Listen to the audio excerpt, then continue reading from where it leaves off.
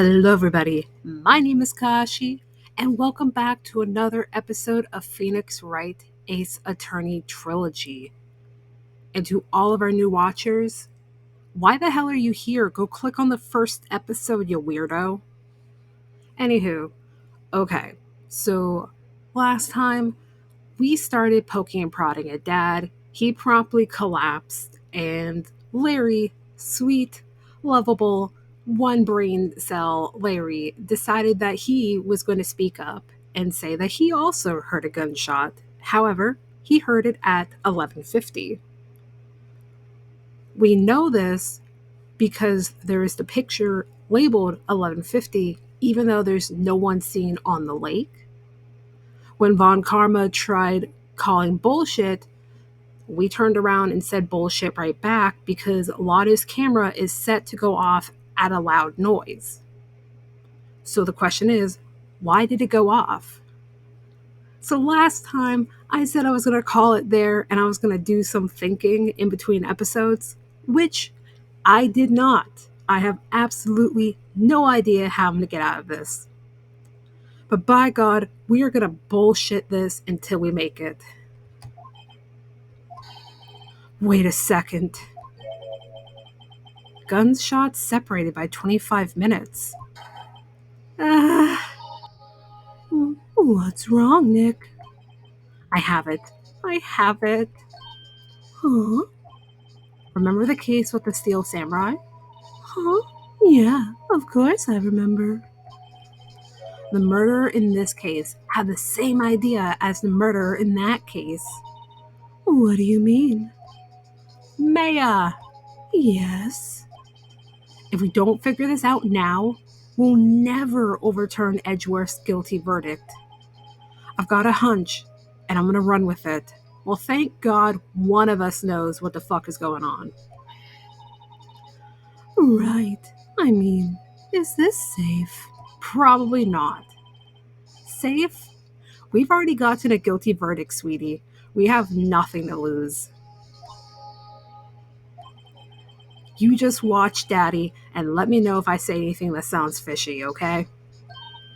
Right, Dad. Your Honor. Yes, Mr. Wright. Can you please stop slamming your hands on the desk? The testimony just now has cleared up this entire case. Ramble. What do you mean, Mr. Wright? So, you finally realized the truth. There can be no other murderer here than Miles Edgeworth himself. Will you shut up? Wrong, Karma Von Douchestick. A man was shot that night, but it wasn't Edgeworth who did the shooting. Dun dun dun. Fun fact, I am extremely hyped up on espresso right now. So be prepared for bad jokes. Well, you know, the usual. Wag your finger one more time. Listen, rookie. Take a deep breath and consider the facts. At the time of the murder, one boat was on that lake. This was shown by the witness's photograph.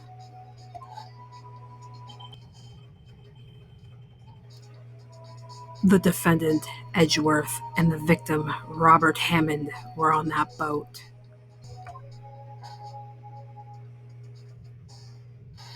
And then there was a gunshot fired on that boat, and Robert Hammond fell into the lake. The distance of the shooting was 1 meter. It couldn't have been suicide. I mean, it could have been if he had a selfie stick. Well, the guilty party has to be the other man on that boat. I admit it is hard to imagine any other possibility. Well, yeah. But this assumes that the victim was shot at 15 minutes after midnight. What do you mean by that, Mr. Wright? Of the time of the shooting, the timestamp on the photo says 15 after midnight. But Larry heard a gunshot 25 minutes before that.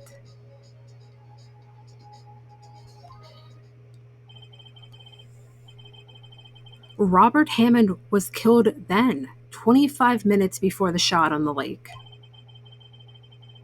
That's the only way that Edgeworth could be innocent. I love how Judge Grandpa's just like, run that by me again, please. Mr. Wright, are you quite mad? I'm very salty.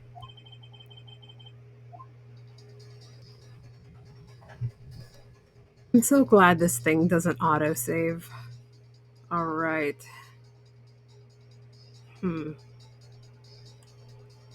Let's see. It can't be the murderer in Hammond, because Hammond would have already been dead and in the water.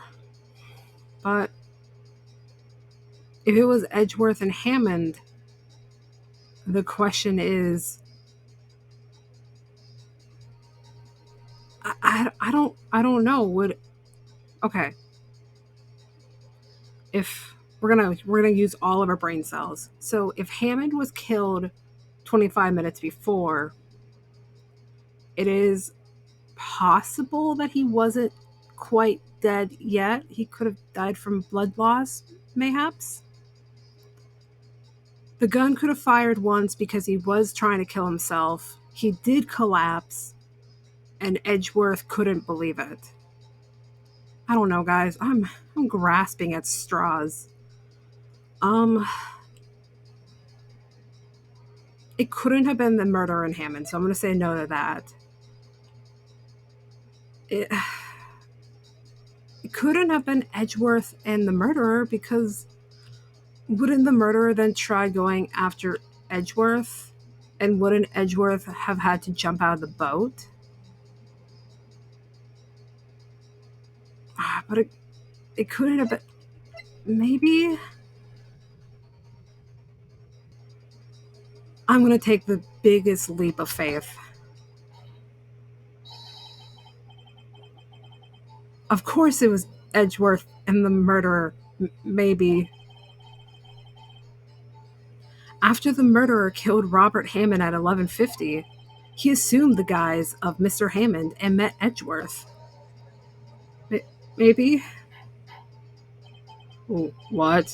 Are you serious? No, probably not. Yes. Edgeworth won't tell us why he went to the lake that night, because he's a weenie. However, I have a hunch. Oh, thank fuck one of us do. That night, Robert Hammond called Edgeworth to the lake. Now, Edgeworth didn't know Robert Hammond's face that well. And that's why he didn't suspect anything when the murderer took Robert Hammond's place. I'm not sure what to make of all this. Judge Grandpa, please, I am trying so fucking hard right now. Ludicrous. Mr. Wright.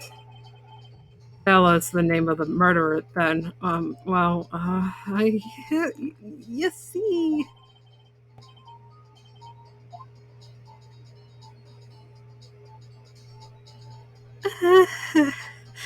We're just gonna, we're just gonna step back, y'all. We messed up.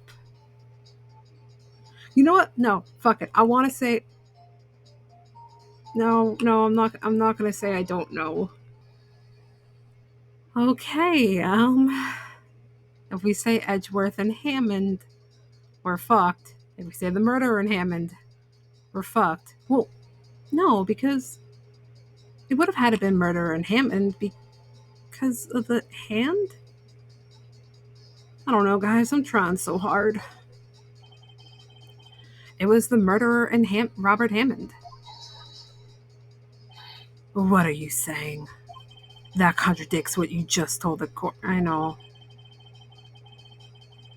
You said that Robert Hammond had been killed 25 minutes before the gunshot. Can I just absolutely take that gun and just unleash it on myself. Okay, thanks. Okay, I guess it's either this one or we need to say we don't know the name because I don't think it was Lotta. Because why the fuck would Lotta go after him? Not to mention, if she's a college student or was a college student, she would probably be around our age, given if this was in the US, so like just finishing college, which means she would have been probably 10 years old during this incident. Well, past incident, I mean. So I don't think it was Lotta, but good God, I'm just gonna see.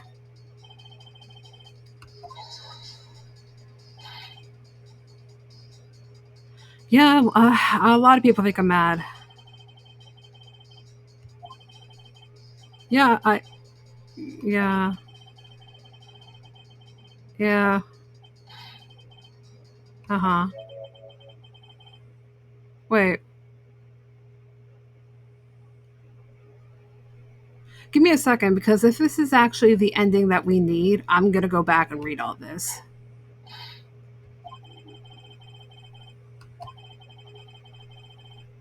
Never mind, never mind, never happened. No grandpa points are lost. Okay, obviously it's not Miles Edgeworth, and I don't think it's Lotta. I don't know. Actually, I don't know the murderer's name. You don't know? Again, you waste my time.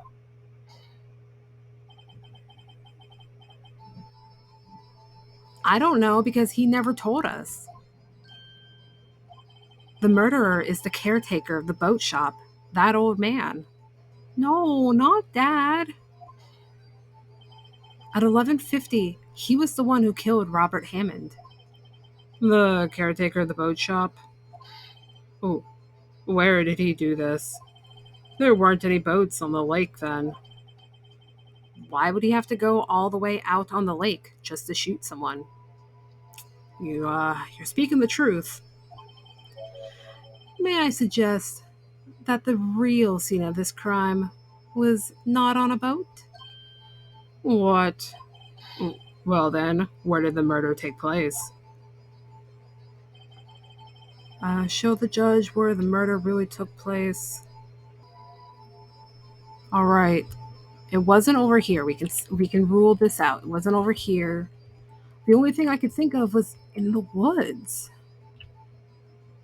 Maybe around here. Maybe.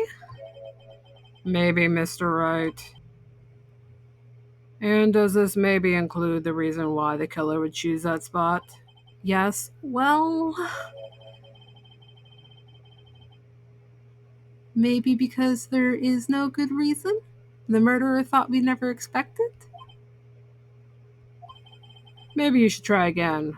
I'm sorry, Grandpa. Well, there was blood seen on one of the boats, so maybe it was the docks? He wasn't even surprised I goofed up. Show the judge. Okay. No, I am. I absolutely refuse to give up. I'm not looking for a hint. I know for a fact that it wouldn't have been over here. Because then, hmm, could it have been at the dock itself? Because he would have maybe asked for a boat?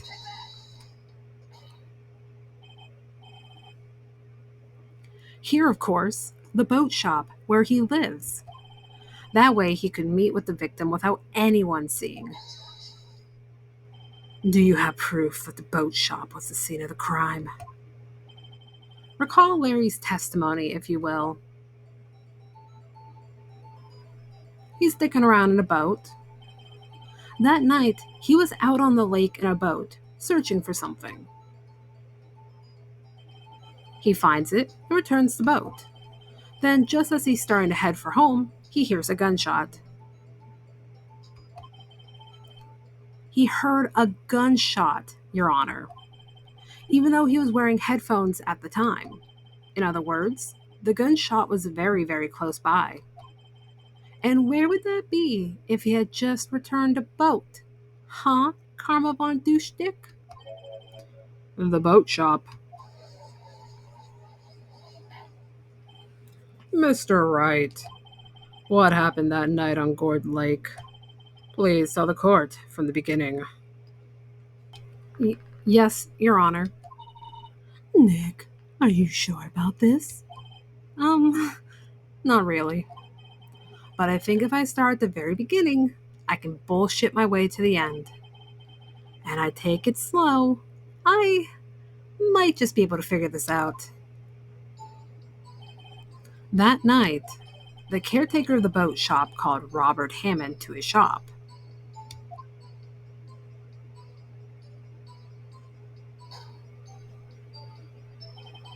This was around 11:50.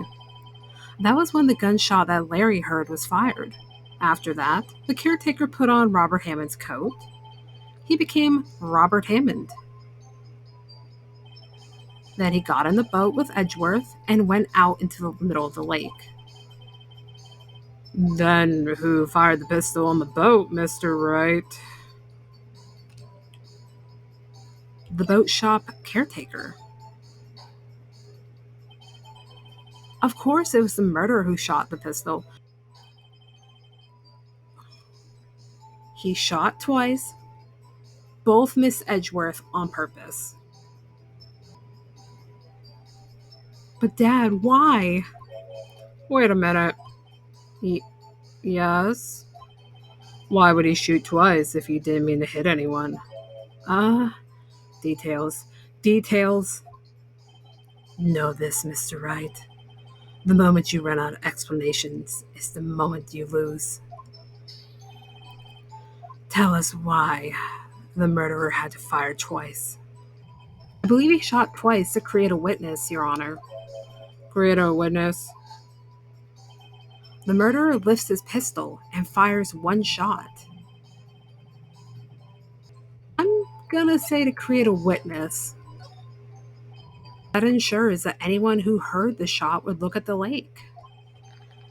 Indeed, Miss Hart did exactly that after hearing the first gunshot. Next, the murderer waits a bit and he fires again. Then,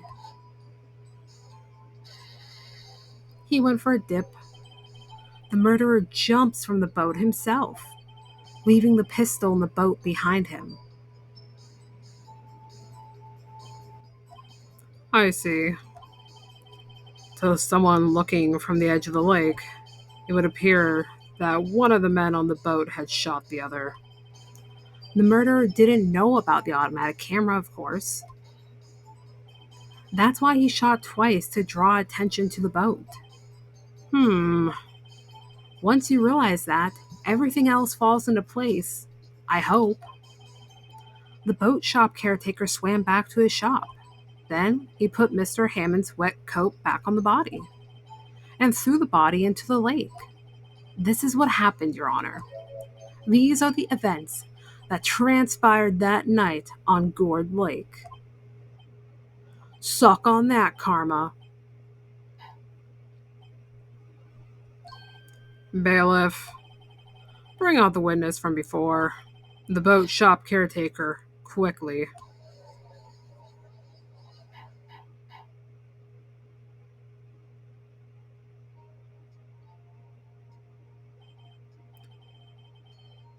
Very well. While we are waiting for the caretaker, I would like to ask the defendant, Miles Edgeworth, a few questions. Mr. Edgeworth, please take the stand. Hey, bro. Mr. Edgeworth, did you do it? You heard what the defense has said? Yes. Well, why did you go to the lake that night? What Wright has said was mostly correct. Astonishingly so, actually. For an idiot. Thanks, Edgeworth. Yes, several days ago, I received a letter. The letter was signed Robert Hammond. He asked me to come to the boat shop by the lake at midnight on Christmas Eve. You didn't think that was a little sus? Okay. He said he had something very important to discuss with me. Again, didn't seem a little suspicious midnight on Christmas Eve? Okay. Something important? I'm sorry, I can't say what it was. Hmm.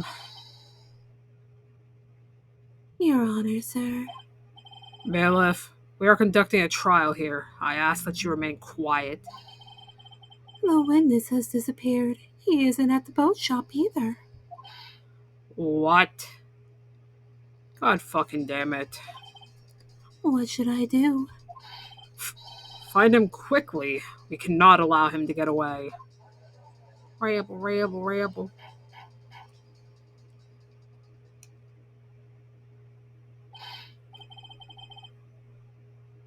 Mr. Von Karma, your witness has disappeared. A search warrant has already been issued. Hmm. It goes without saying that I cannot declare a verdict under these circumstances. I will extend the trial until tomorrow, the final day allowed. I request that the police department utilize all its forces to find that witness. Am I understood? One more thing. Karma, you gotta stop being a dick. Just who is that boat shop caretaker? I think his identity has become very important to this trial. Okay, I call it that it was Mr. Yogi, and apparently I was right. I want him, and I want to know who he is. Very well, court is adjourned. Get the fuck out. Yay, Dad, you did it. Yeah, well, at least we got out from under that guilty verdict. And what about Larry? That was something. Even Von Karma didn't know what to do with his testimony. Larry really helped us out. Sure, once I shifted through his unique testimony and the bullshit. Still, he did save us. I just wish our cases weren't so down to the wire all the time. I know what you mean. Sometimes I feel like it's us on trial instead of our clients. Hey, Edgeworth. How you doing, bud? Mr. Edgeworth. Did you say something? Don't look so constipated. I mean, it looks like you're probably going to get off the hook. So I'm a horrible person because as I read that, my brain buffered to it looks like you're probably going to get off. And I was just like, oh, that's dirty. You could try to smile just a little. Relax. I'm sorry. I don't know how to smile. But I fear it's not over for me yet. What do you mean? Right. There's something that's been troubling me for a long time now. And I don't know whether or not to tell you. You have feelings for me? Well, go on, tell me. Edgeworth. No, there's so little time left. I want to tell you to get it off my chest, but I'm too gay. I can't make up my mind. We could talk about it over coffee. What is this about, Edgeworth? It's a nightmare I've had. A memory of a crime that I committed. What did you do? A crime you committed? A memory of a murder. I'm I'm sorry, can you backtrack that now? To be continued. You can't just fucking say that and then go, to be continued. December 27th, 2:11 p.m., Wright and Co. Law Offices.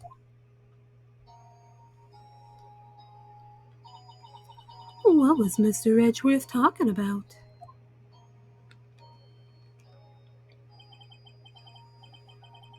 A memory of a crime that I committed. A memory of murder. Okay.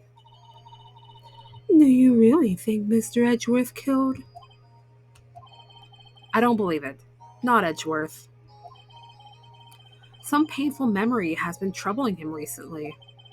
But he'd never take someone's life. Never. Another theory. How much do you want to bet that he feels responsible for his dad's death? Don't know how it's going to correlate, but that's, my two pieces. But anywho, I'm going to call it for this episode. We are going to come back. We're going to figure out what's going on with this nightmare, find Mr. Yogi, and be like, yo, what the fuck is up and why aren't you in a care facility? So look forward to it. But yeah, as always, keep it salty, keep it real, and I will see you guys in the next episode. Bye bye.